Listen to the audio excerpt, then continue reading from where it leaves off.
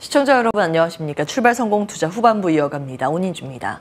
안녕하세요. 이혜은입니다. 간밤 미증시 3대 지수 모두 상승으로 마무리했습니다. 그 배경엔 테슬라가 있었는데요. 글로벌 원샷 함께 보시죠. 간밤에 나온 지표도 시장을 도와줬고 테슬라의 실적 발표도 결론적으로는 시장을 도왔던 하루였다. 이렇게 논평해 볼 수가 있을 것 같습니다.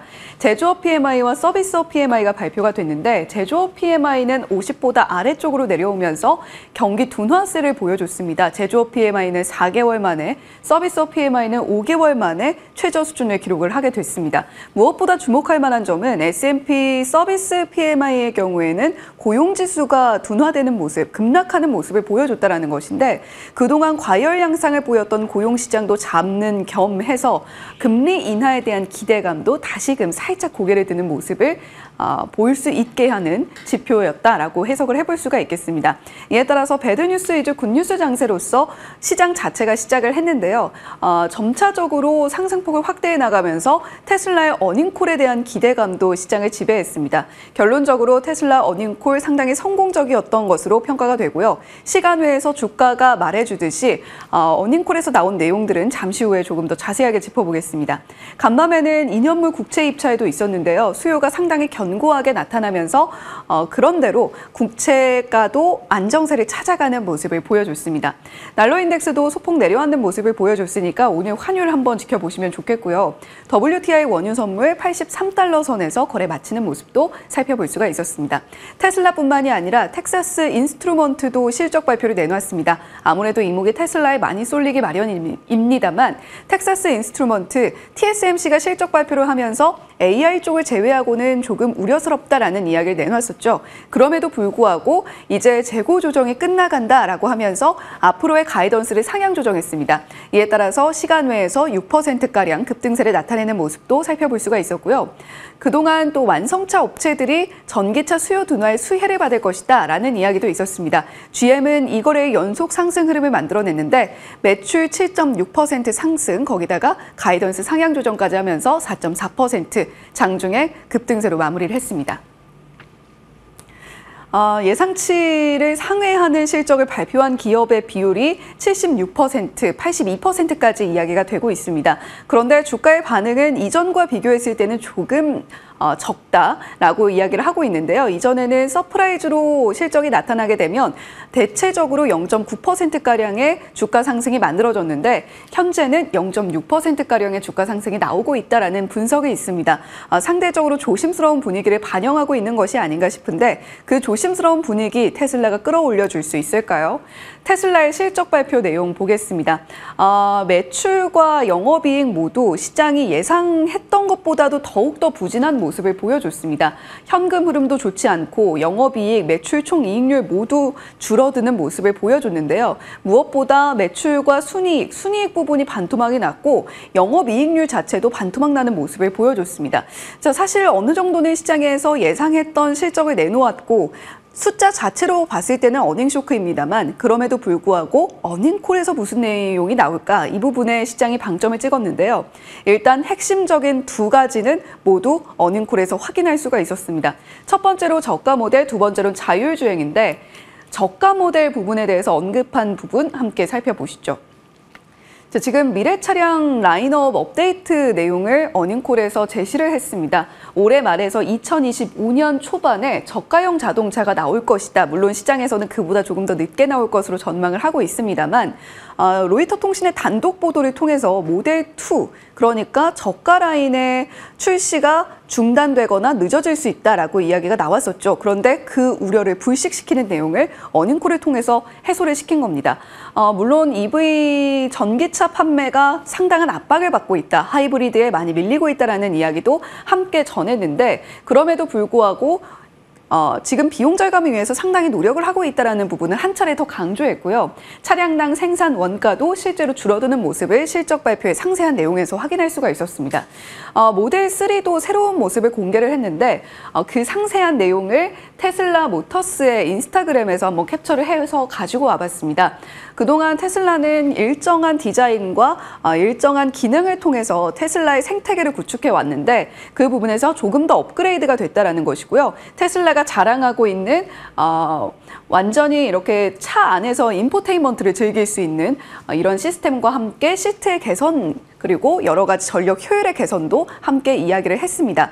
테슬라 협력 업체들 오늘 우리 시장에서도 한번 주목해 보시면 좋겠다라는 생각이 들고요. 자, 두 번째로 미래 차량 부분입니다. 이 부분에 조금 더 방점을 찍어보면 좋을 것 같은데 FSD, 테슬라가 자랑하는 자율주행 서비스입니다. 사용자가 늘고 있고 지속적으로 사용을 하고 있는 사용자의 비율도 50%를 넘겼다라는 이야기를 했고요. 올해 안에 대형 완성차 업체 2곳과 FSD 라이선싱 계약을 맺을 수 있다는 이야기도 함께 내놨습니다. 수익성이 극대화될 것이다라는 것의 다른 말이기도 했죠. 더불어서 타국의 FSD 출시가 늦어지고 있다라는 지적에 대해서는 지금 감시 감독하에 있는 FSD의 경우에는 규제 당국의 허가만 있다면 어느 국가든 지금 당장 출시가 가능하다라고 이야기를 했고요. 만약에 자신을 믿지 않더라도 자신을 믿지 않는다면 테슬라에 투자하지 말아야 된다라는 이야기까지 강력하게 내놓으면서 자신감을 드러냈던 머스크 CEO였습니다. 더불어서 로보택시에 대한 구상도 이야기를 했는데 로보택시가 아니라 사이버캡 이라고 이야기를 했고요. 차량 승차 공유 서비스를 준비하고 있다라는 이야기를 하면서 데모 버전의 앱을 공개를 했습니다. 이렇게 데모 버전의 앱이 공개됨에 따라서 지금 차량 공유 서비스를 하고 있는 우버라던가 리프트의 주가는 시간외에서 급락하는 모습도 함께 살펴볼 수가 있었는데 실제로 이 서비스가 언제쯤 출시가 될지까지 한번 지켜보시면 좋겠습니다. 테슬라의 생태계도 우리가 주목을 해봐야겠죠. 테슬라가 하고 있는 일이 굉장히 많습니다. 로봇, AI, 태양광, 에너지 시스템까지 굉장히 다양하게 구축을 하고 있는 테슬라인데 에너지 부문의 수익성이 급격하게 올라가고 있습니다. 에너지 부문의 마진율이 이전에 21%에 머물렀는데 이번 분기에는 24.6%까지 올라오는 모습을 보여줬고요. 올해 옵티머스로 대변이 되는 로봇 라인업의 경우에는 내년에는 외부 판매, 올해는 올해 말까지 테슬라 생산 공장에 완전하게 배치를 할 것이다라는 이야기를 내놨습니다. 무엇보다 중요했던 것은 AI 수준이 어느 정도까지 올라와 있느냐 이 부분이었는데 현재 훈련용 컴퓨팅을 확대하고 있고 자체 칩의 경우에도 H백의 25% 정도를 분담할 정도의 성능이 올라와 있다라는 이야기도 함께 전하고 있습니다. 이와 더불어서 AI 로봇 회사로 평가받아야 한다라는 강력한 이야기를 또 머스크 CEO가 내놨는데요. 남아있는 의혹들도 물론 있습니다. 사이버 트럭이 계속해서 배송이 지연되고 리콜에 대한 소식들이 나오고 있는데 그럼에도 불구하고 계속돼서 수익을 내고 있다라는 이야기를 했고요. 머스크의 의결권에 대한 이슈도 있습니다. 이와 관련해서 내가 사라지더라도 테슬라는 자율성을 해결할 수 있을 것이다라고 이야기를 하면서 의결권에 대해서 우회적으로 언급을 하는 모습도 살펴볼 수가 있었습니다. 네, 이렇게 간밤에는 테슬라도 텍사스 인스트루먼트도 호실적을 내놓으면서 오늘 2차 전지와 반도체 모두 투심이 올라오는 모습을 보여줬으면 좋겠다라는 바람이 있습니다. 예, 어제 시장에 그 두 섹터 부진했는데 오늘 반전을 이뤄낼 수 있을까요? 긍정적인 여건은 형성되고 있습니다. 자, 어제 장부터 정리하면서 풀어가겠습니다. 자, 어제 아시아권은 혼조 마감을 했습니다. 중동 지역 긴장 완화로 인해서 일본과 홍콩 지수가 올랐는데 미중 갈등 우려의 여파로 중국 내륙은 하락했습니다. 0.74% 밀렸죠. 우리나라가 딱 이 정도 중간 사이 어디인가에 마무리가 됐습니다. 상승 출발을 했습니다. 사실 이 중동 지역 긴장 완화가 장 초반엔 더 크게 작용을 했는데 결국에 외국인이 장중에 매도로 돌아서면서 물량을 확대하면서 약세 마무리가 됐는데 낙폭은 제한됐습니다. 일단 반도체 2차 전지가 하락을 주도했지만 지수 하단을 제한시킨 건 저PBR, 조선, 방산이었습니다. 자세히 잠시 후에 풀어볼 거고요. 반도체와 2차 전지가 어제 부진했지만 지금 다행히도 앞서 말씀드린 것처럼 텍사스 인스트루먼트 반도체죠. 테슬라, 2차 전지 일종의 밸류 체인들이죠. 이쪽이 시간외 거래에서 지금 장 마치고 미국 시장에서 이제 흐름이 좋기 때문에 급등을 하고 있기 때문에 우리 시장에 긍정적인 영향을 주지 않을까 기대도 해볼 수 있습니다. 자, 일단요, 어제 미중 갈등 우려감이 있었기 때문에 어떤 이슈 때문인가 한번 들여다보셔야겠죠. 미국이 중국의 일부 은행들을 세계 금융 시스템에서 제외하는 것도 검토하고 있다. 이런 보도가 월스트리트 저널을 통해서 보도가 됐습니다. 중국 은행들이 이제 명분이 이거예요. 러시아 도와서 전쟁을 수행할 수 있도록 했다. 그렇기 때문에 우리 시스템에서 제외시켜야 된다. 뭐 이런 논리인데 만약에 중국은행이 제외가 된다면 실질적인 중국이 좀 피해를 볼 것이라는 우려감이 형성됐고 어제 지수에 반영이 된 겁니다. 어제 사실은 이제 미중 갈등이 앞으로 더 많이 확대 국면을 이어갈 것이라는 점 자세히 들여다봐드렸습니다. 지금 대선 레이스 미국 시작했는데 아주 이제 중요한 그 내러티브 가운데 하나가 써먹을 수 있는 카드죠. 이쪽이기 때문에 매일매일 아마 나올 겁니다. 그래서 이거 다시 한번 정리해 드립니다. 미국이 중국 때릴 때 우리는 어떤 수혜가 가능한 것인가 이렇게 과거에 정리해 드렸었죠. 반도체, 바이오, 방산, 조선, 태양광, 철강, 금속.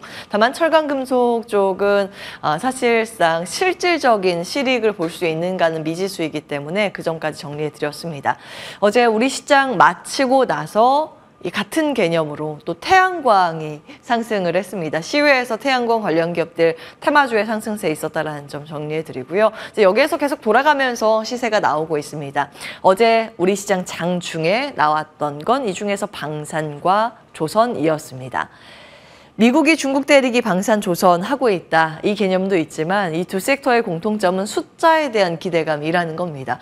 결국에는 사실 원론적인 것이지만 주가는 영업이익의 함수가 아주 기본적인 베이스 시나리오죠. 굉장히 중요한 포인트입니다. 그래서 수주 기대감이 있는 쪽 정리해 드립니다. 윤석열 대통령이 어제 요하니스 루마니아 대통령과 정상회담을 진행했습니다. 지금 루마니아 대통령이 한국에 와 있거든요. 3박 4일 일정이 잡혀 있는데 어제 정상회담을 계기로 해서 두 가지가 크게 눈에 띄었습니다. 국방, 방산, 협력 기반 강화를 하겠다고 이제 발표를 했고 양국 간의 원전 MOU 체결 기반의 협력을 가속화하기로 약속을 했습니다. 이제 구두로 약속을 한 건데 그러면서 두 섹터가 어제 장중에 시장에서 반응이 있었고요. 방한 일정이 아직 지금 진행 중이기 때문에 이 일정 가운데 특히 이제 오늘 정도의 예상이 되는데 루마니아 대통령이 두산 에너빌리티 창원 공장 시찰도 포함을 시켰다라는 부분이 있습니다. 같이 이제 주가의 반응이 있을지 체크해 보시고요. 이와 함께 폴란드도 그 무기 체계를 우리나라 국산 무기로 채우는 것을 지금 시도하고 있는 상황이죠. 일정 정도는 채웠고 추가로 더 채울 것이다. 이런 기대감이 나오고 있습니다. 이쪽도 방한 중인데 폴란드 파베오베이다 국방부 차관입니다. 이르면 오늘 아마 보도가 될 텐데요. 한화 에어로스페이스와 천무 도입 계약 맺을 가능성이 크다라는 보도입니다. 일정이 좀 있어서 그런데 과거에 보면 천무 288대 기본 계약을 체결했고 그중에서 218대 규모 1차 수출 계약은 이미 체결을 했습니다. 그러니까 70대 정도가 남았죠. 그걸 이번에 그러니까 오늘 아마 체결하지 않을까 이런 기대감입니다. 규모는 우리나라 돈으로 환산하면 2조 원대 정도는 됩니다. 조선 가겠습니다. 조선 조용하게 주가 랠리 펼치고 있죠. 지금 한화오션은 신고가 경신 중입니다. 앞서 말씀드린 것처럼 미중 무역 분쟁 반사 수혜 기대감으로 조선도 떠오르고 있고 그리고 숫자가 굉장히 중요한 부분인데 신조선가 상승이 지속되고 있습니다. 그러면 비싸게 앞으로 배도 팔 수 있는 여력이 있는 거죠. 여기에다가 조선은 대금은 달러로 우리가 받잖아요. 그래서 강달러 기조의 수혜 기대감으로도 연결이 가능합니다. 자, 오늘 실적 발표 예정입니다. 한화오션이고요. 1분기 이번에 흑자 전환 유력시 되고 있습니다. 3년 동안 힘들었죠. 3년 적자 행진이었는데 그 적자를 끊어낼 수 있을지 여부 오늘 확인이 필요해 보이고요. 한화오션뿐만이 아니라 조선 5개사 합산 영업이익 이번에 흑자 전환 돌아갈 것이라는 게 컨센서스입니다. 여기에 해당되는 기업들 기입이 돼 있고요. 신한투자증권에서 2,520억 원 정도 합산해서 흑자 전환 예상을 하고 있는데 컨센서스는 이거보다 조금 더 높습니다. 캐나다 잠수함 건조 관련 기업 CEO 사절단이 22일에 HD 현대중공업과 한화오션을 방문했었거든요. 아직은 이제 확정 보도가 나오진 않고 있지만 여기에서도 무언가 물밑에서 체결을 준비하고 있다는 보도 나오고 있으니까 내용 체크해 드립니다. 어떤 부분이냐면 지금 캐나다 왕립 해군 보유 잠수함 교체 계획을 가지고 있습니다. 뭐 굳이 우리나라가 아니더라도 다른 나라와 체결을 할 수 있겠지만 지금 이건 교체 주기가 돼서 이제 교체를 해야 하거든요. 그 대금이 한 70조 원 규모 사업이 됩니다. 일부를 우리가 이제 따올 수 있는 거겠죠. 후속으로 보도가 나오는지 여부 함께 체크해 보시고. 시간 외에서 추가 상승세를 시연했던 쪽은 조선 기자재 쪽입니다. 상승세, 상승 상위 배열로 해놨고 한화 엔진 같은 경우에는 장 마치고 호실적 발표를 했죠. 실적 발표 내용들 정리했습니다. 이익이 작년 같은 기간보다 377% 급증했습니다. 엔진도 좋고 조선사도 요즘 좋고 그렇습니다. 기자재도 오늘 어느 정도의 시세가 이어질지 궁금해지고요. 이거 월요일 날 보여드렸던 화면 그대로 가지고 왔습니다. 드디어 뜨기 시작한 배 계속 나오고 있는 상황이죠. 어제 정리해드린 내용 가운데 하나가 HD 현대마린 IPO 이제 청약 들어가게 됩니다. 25일부터 청약 들어가는데 이것도 이제 조선의 재료가 될 수 있다 말씀을 드렸습니다. 이 기업은 HD 계열사인데 그 애프터마켓 쪽, 애프터 서비스 하는 쪽이죠. 그런데 이제 조선 산업 자체가 시장에서 주목을 받고 있기 때문에 이 IPO가 하나의 재료가 될 수 있을지 여부 계속 체크해 드리고요. 전력도 실적이 찍혔습니다. 여기에서 HD, 현대, 일렉트릭 실적 좋았죠. 정리해 드립니다. 1분기 깜짝 실적이었고 이익이 178% 작년보다 급증했습니다. 그 어닝 서프라이즈인데 문제는 여기에서 더 좋아질 수 있을까 물음표였죠. 요거 과거 자료 다시 한번 정리해 드리겠습니다. 수주가 계속 꽉꽉 들어차고 있는 상황이죠. 왜 그런 걸까요? 변압기의 특수성을 다시 한번 정리해 보실 필요가 있습니다. 작년 4월 17일 당잠사 화면 그대로 가지고 왔고요. 그 당시에도 변압기 계속 뭐 신고가 영역이었죠. 수주도 신고가 그리고 도매물가인 변압기 PPI도 미국에서 계속 최고치 경신을 했습니다. 그 배경은 전력망 확장입니다. 이제 노후화된 전력망들 갈아야 되는데 그 교체 주기도 있는데 현대화, 기후 변화에 따라서 화력에서 전기 중심으로 지금 기후 변화에 대응을 하고 있습니다. 신재생 에너지인데 태양광, 풍력, 전기차 등 이거 다 전력기기 없이는 불가능하죠. 여기에 요즘 올해에 또 한 가지 추가가 된 게 AI 붐. AI 산업의 확장을 위해서는 전력이 훨씬 더 많이 필요하다. 이것까지 이제 엔진이 장착되고 있는 거죠. AI 전까지만 보더라도 사실은 변압기 사이클 주기가 최소 과거에는 3년 이상이었다라는 점 체크해드렸고 이때는 이제 1년 정도가 됐습니다. 그리고 최근래 사례를 보면 과거 사례 2004년부터 2005년 5년 사이클 주기가 있었습니다. 그러니까 아직은 그걸 생각하면 갈 길이 좀 남아있는 상황이죠. 왜 그런 현상이 나오는가? 미국은 고임금 환경 규제 영향으로 인해서 그 과거에 10년 동안 변압기 생산 기지를 미국에서 다 해외로 돌렸는데 그로 인해서 우리가 굉장히 이제 수혜를 받고 있는 상황입니다. 이 여력이 어디까지 나올 수 있을까? 이제 실적이 뒷받침되어야 하죠. 뒷받침되는 증거 한 가지 추가가 됐습니다. 변압기 지금이라도 늦지 않은 것인지 개장 중계하면서 투자 포인트 추가로 받도록 하겠습니다. 당잠사였습니다.